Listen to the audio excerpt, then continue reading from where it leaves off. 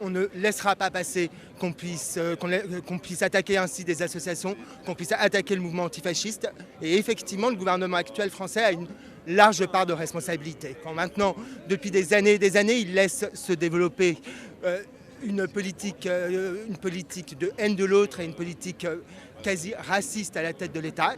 La politique qui est présente sur les médias et la politique qu'on ressent sur le terrain. Parce que nous, quand on milite sur le terrain, on se rend compte que c'est à milieu de ce qu'il y a en fait sur les plateaux politiques ou sur les plateaux qui appartiennent du coup à des milliardaires qui détiennent ces plateaux télé, mais aussi d'autres industries. Ils ont des intérêts à choisir des intervenants qui sont de plus en plus d'extrême droite. Alors que quand on discute avec les gens dans la vraie vie, c'est pas du tout leur préoccupation, voire même ils sont carrément ils travaillent avec ces immigrés et ils se rendent compte qu'ils ont des intérêts communs en fait.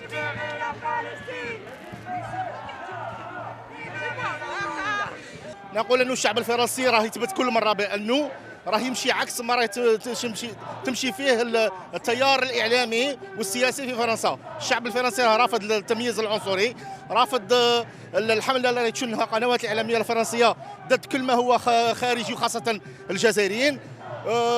من جهه اخرى الشعب الفرنسي ايضا راه يناصر القضيه الفلسطينيه. كل هذا يصب في مصلحه نتاع تحرر الشعوب في كل مكان.